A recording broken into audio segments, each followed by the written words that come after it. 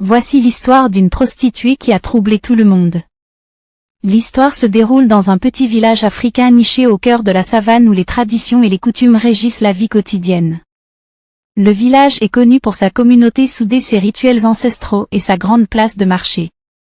Cependant, une femme nommée Amina est devenue le sujet de nombreuses rumeurs. Amina, une prostituée, semble être la seule à occuper une position étrange et ambiguë dans le village, détournant les hommes, jeunes et vieux, de leurs obligations et responsabilités. Une femme belle et charismatique mais dont le métier de prostituée déstabilise les hommes du village. Elle est dotée d'une grande sagesse et de charisme, ce qui lui permet d'attirer les hommes comme des papillons autour d'une lumière. Un lieu prospère où les récoltes sont abondantes, les rituels religieux importants et où l'harmonie règne normalement parmi les habitants. Toutefois, la vie du village commence à être perturbée par la manière dont Amina manipule les hommes, notamment en les empêchant de contribuer à la communauté et en semant la discorde parmi les familles. Un groupe d'anciens respectés par le village qui détient la sagesse ancestrale et les coutumes du peuple.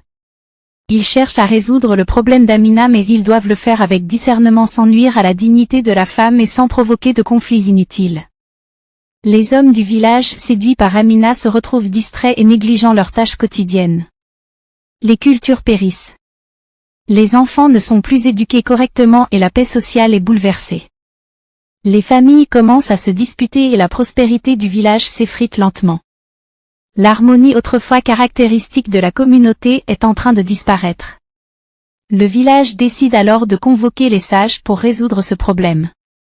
Les sages, après de longues discussions, décident de ne pas juger Amina durement, mais de comprendre la raison profonde de son comportement.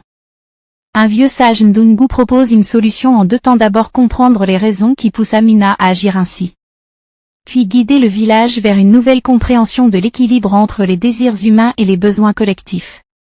Ils envoient un jeune homme Mozi, courageux et respecté, pour rencontrer Amina et lui poser des questions sur ses choix de vie. Mozi se rend chez Amina et, au lieu de la juger, il lui parle avec respect en cherchant à comprendre pourquoi elle agit ainsi. Amina révèle qu'elle a été rejetée par la société à cause de son statut, qu'elle ne se sentait pas comprise et qu'elle voulait simplement se sentir puissante et désirée. Car ses propres blessures profondes lui ont fait croire que l'amour et la reconnaissance étaient des biens rares qu'elle pouvait obtenir de cette manière.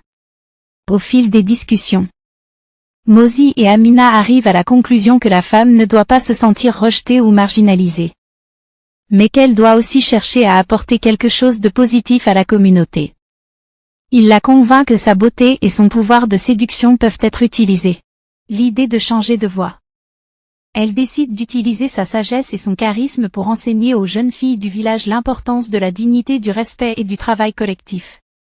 Elle crée un cercle d'éducatrices utilisant son expérience pour guider les femmes et les hommes vers un nouveau sens de l'équilibre. Le village renaît. Les hommes retrouvent leurs responsabilités et les femmes, inspirées par Amina, prennent leur place dans la société. Merci d'avoir regardé cette vidéo. Abonne-toi pour avoir plus de contenu.